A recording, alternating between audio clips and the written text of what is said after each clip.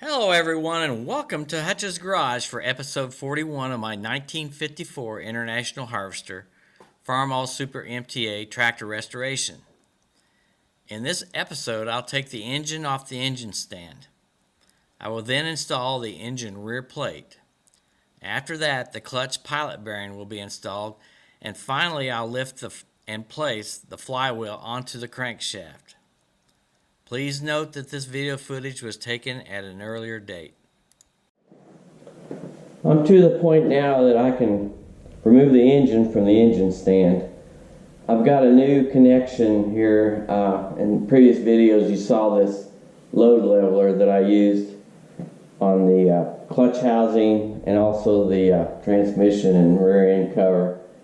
And originally I had it hooked up to some chains with an L bracket under the head bolts. So now I've got it hooked back here. This is a 7/16 inch bolt into the exhaust, where the exhaust studs go here, and the second hole back where the generator bracket goes. I'll show that. So I've also got the valve cover off so I don't damage the valve cover with these chains, because they were the one on that side was going to bump it. So here you can see where I've got it connected here, and also right here, one back. And the reason I did that, we're going to be putting the flywheel on, and that's going to create a lot of weight to the rear, so I figured, I might as well go one back and then make it easier to level out. So I'll pull this pin here, undo these 4 bolts.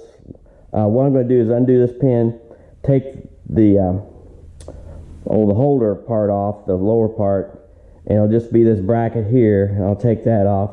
Then I'm going to lower it down and put 2 concrete blocks with some 4x4 pieces of wood, a long one on this left side and a short one on this side that catches up here, because I've got these oil check valves there and this little bracket there I don't want damage. So we'll put it on the floor, and then I'll be able to install the flywheel, the clutch, and the clutch plate.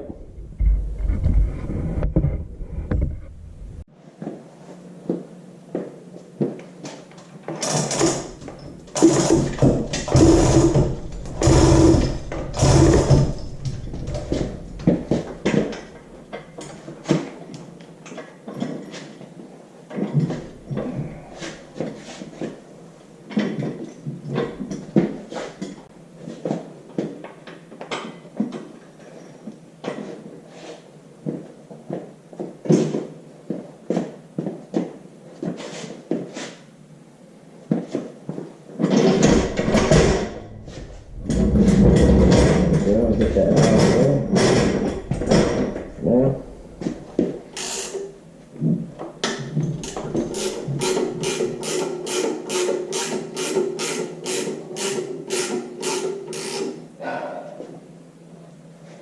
I guess I could go ahead and put this down.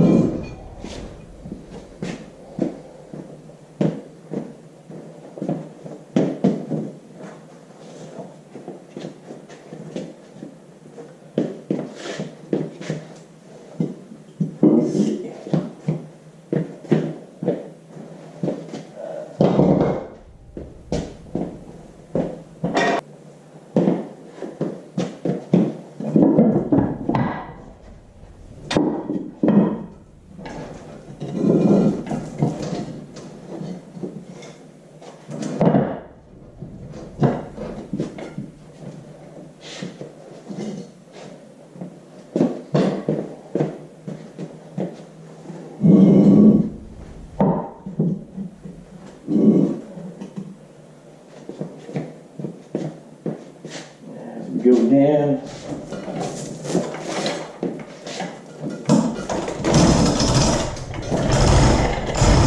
Move in.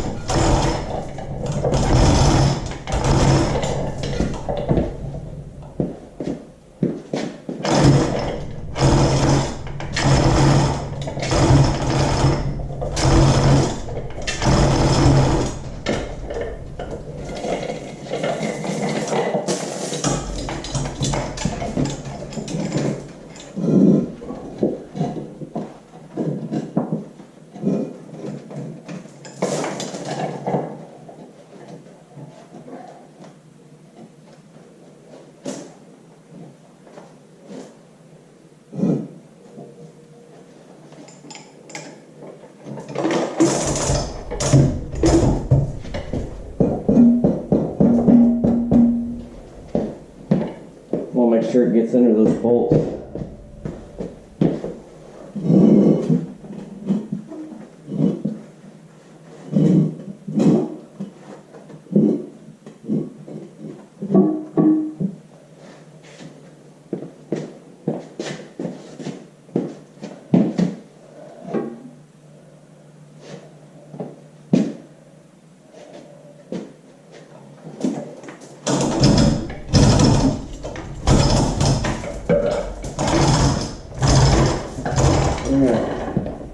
There we have it. So what I'll do is take this bracket off.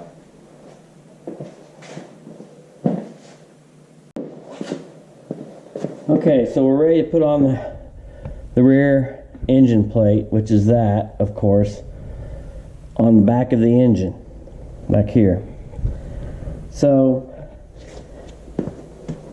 there's a plate that goes on this side. Now this is the side that mounts up against the engine. There's a plate that goes right here. It says gasket side.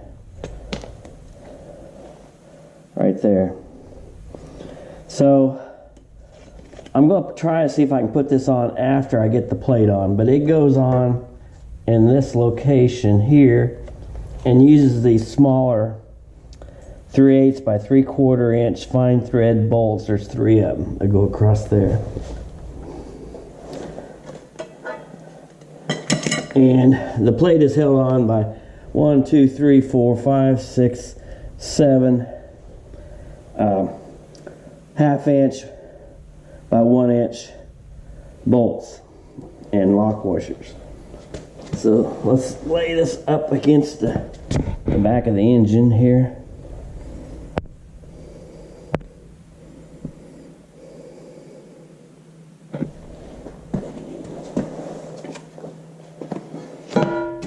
And there's 2 pins that guide it on.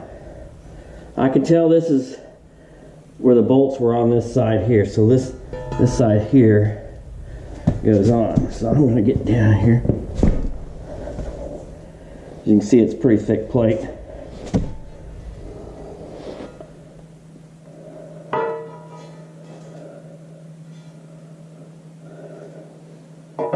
Let's see.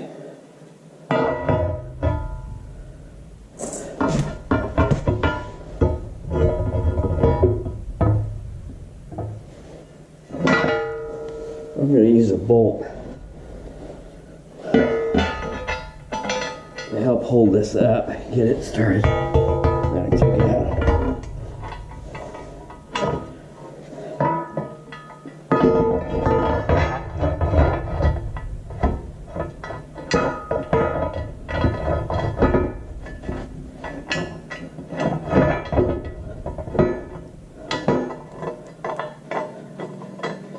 Alright, so I got that one started. Start one more. I'll go ahead and put the lock wash behind that one.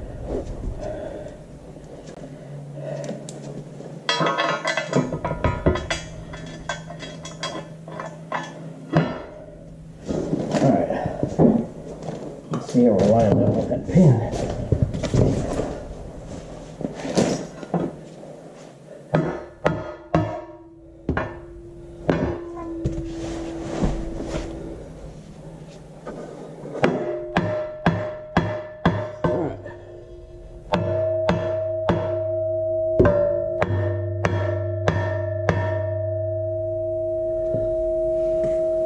right, that looks pretty good there.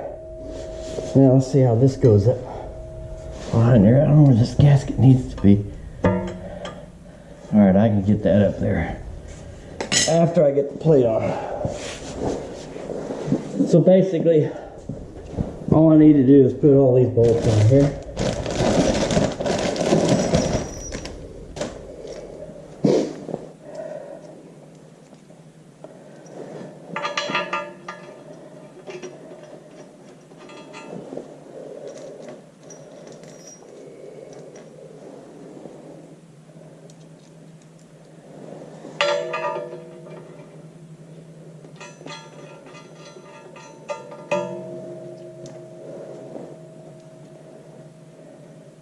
Anyway, so that's what I'll do, and I'll tighten it up off camera.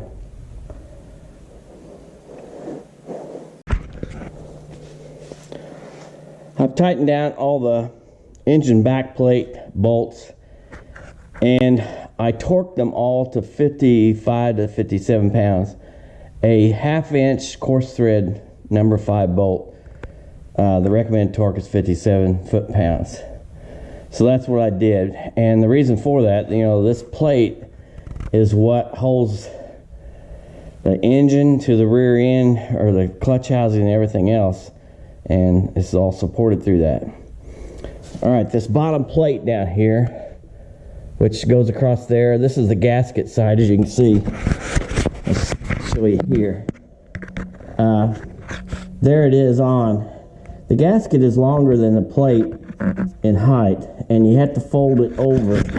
Let me show you the end right here. It has to be folded over and pushed up against that.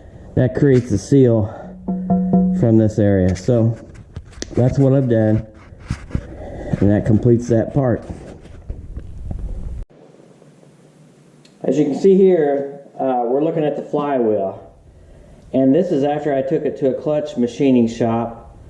And they did a great job as far as finishing it. The damage to the clutch, as far as actually its wear, wasn't too bad. They didn't have any problems getting it machined down. When they do that, they machine this surface first, get it down to where it's good, and then they remove material from this area here where the pressure plate goes on. And there's the brand new pressure plate, and you can see they got numbers 450 and 1406 on there. I assume this pressure plate also fits those tractors. I do know that the clutch, or the pressure plate, fits the 706 tractor also. And then while I was at it, well, I got a new clutch surface, and this is it here. It's like what was in this tractor. Now, this is not the original style clutch. This is a ceramic button clutch, I call it. You got the springs here. The springs on my clutch that was in it were broken, and they were rattling around. There's pretty fair wear on the surfaces, and it still could have been used, but the springs being gone, that was kind of concerning. So when after they got it machined, they gave me new pilot bearing, a new throwout bearing, and I brought the old throwout bearing along with the holder for the throwout bearing. However, I can't remember if I brought the shaft along with me. Anyway, I was given this throwout bearing, and when I got home, and it's about 2 hours away to the shop, okay, there's a problem there. That won't fit. They also gave me this plastic insert, you know, to line things up. And this is the surface here. That fits that just fine. So I put tape on it, and I then ordered the proper throwout, or pilot bearing, which goes on here just like that. The outer diameter is exactly the same. So I used tape to increase the size so it matches this diameter here when we line it up. So first thing we're going to do now is put in the proper pilot bearing, which is this one right here. So we'll place it here. I've got a socket, it's an impact socket. It's 1 5/16, which fits the outer race perfectly.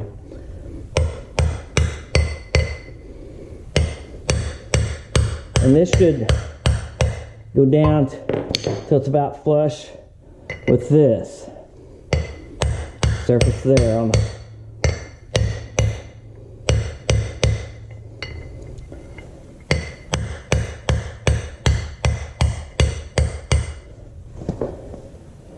there, and it's almost flush on the other side.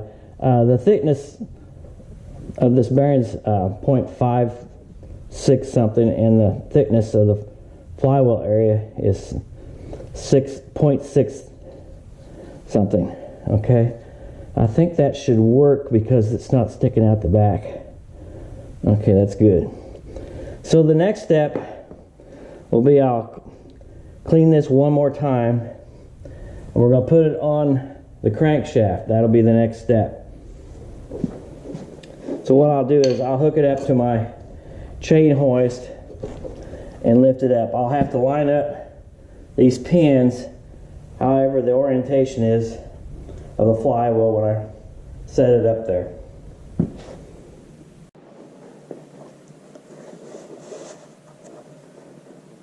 As you can see, the flywheel is floating around. I don't try to do heavy lifting if I can avoid it. So I've got this on my chain hoist, and got one bolt through here and this piece here with the chain. So I think I've got things lined up. I'm probably going to get in front of the camera here. Maybe. What I want to do is line these pins up, the two of them.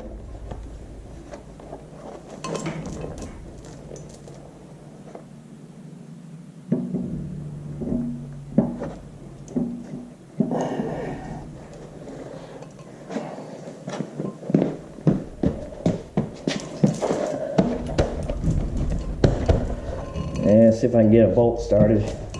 We'll probably start a bolt and run them down.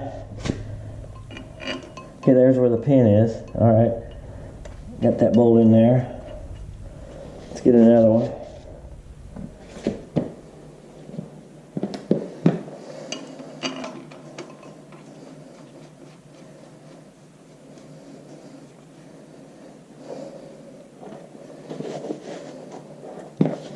Draw it up.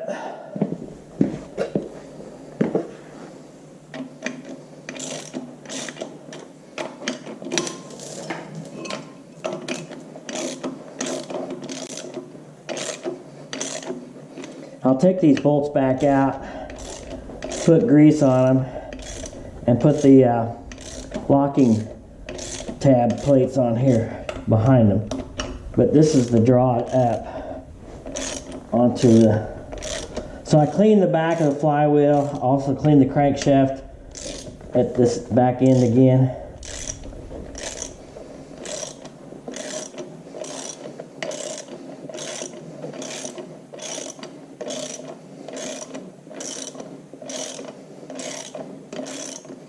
All right.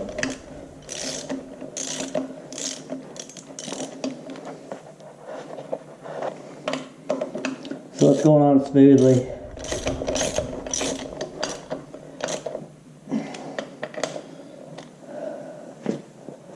So in the next picture, I'll have this disconnected from the chain hoist. I'll remove that, and we'll draw it up with the other two bolts, and then like I say, I'll take them out two at a time, put the locking plates on here, and get ready to do the fold over locks.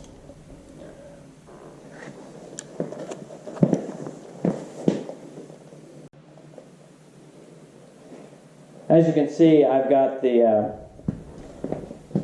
fold over locks on and the bolts on. I put grease on the bolts just to help improve it. These are 1/2 inch fine thread number 8 bolts, and the torque value should be 90 foot-pounds. So that's what I'm going to do. I've also got this engine hooked to my chain hoist in case it wants to move around, so it won't go anywhere on me. So we'll bring it up, and I'm going to have to figure out a way to hold the flywheel. So that's my next step. As you can see, I've gotten about 40 foot-pounds, and it's wanting to turn the engine over. So I'll probably have to come up with a rod and hold it. Anyway, that's my next step. And I'll be tightening all of them down again, like I said, to 90 foot-pounds. And I'll do that off camera.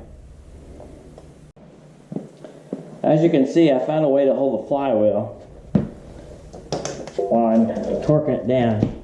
So, for instance, like this one here, they're already there. But I grab it like this and bring it up. Alright. And all I gotta do now is get it out.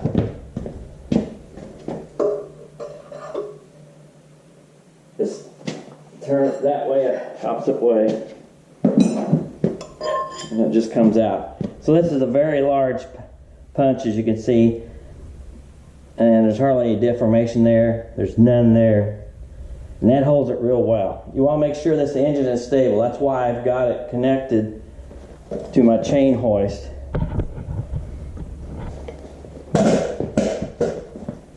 Like that. So the next thing I'm going to do is bend these fold-over locks down. And we'll be done with getting the flywheel on. And I'll do that off camera too. Everybody knows how to do that, I would think. So it'll take some time. I'm nearly done with the fold-over locks. I've got this one pretty well down. That one, I think just a touch more.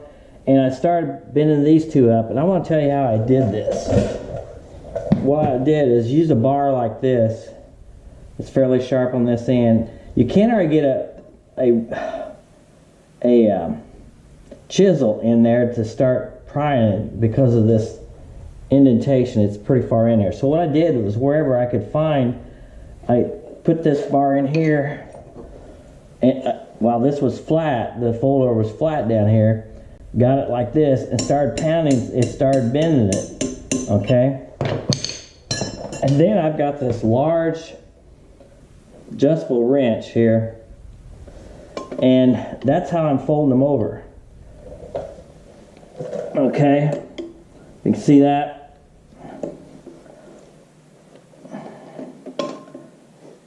So that was pretty well done. This one down here, all I gotta do is finish it up, put it on here. It gives me a lot of leverage. Those are thick fold-over locks, very thick.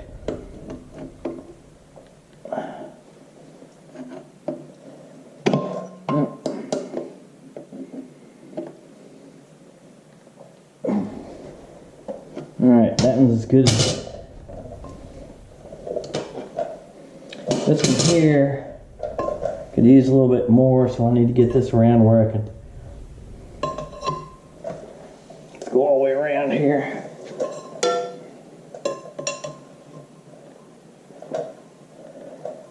See, it was this one here I want to get down a little bit better, I think. No, it was. Actually, it's pretty good. I could take a punch.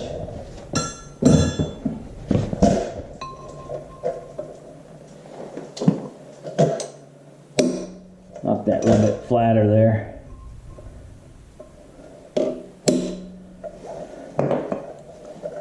Alright. I think we're good. Anyway, that's how I did it. So we're ready now. The next thing we're going to do is get all the bolts ready and clean, do a final cleaning on this, and get ready to put the clutch and the clutch pressure plate on. That's all the time we have for in this episode. Thank you for watching this video. If you like this video, please hit the thumbs up and subscribe to my channel. Please continue to join me for the next episode as I restore and rebuild this 1954 International Harvester Farmall Super MTA tractor.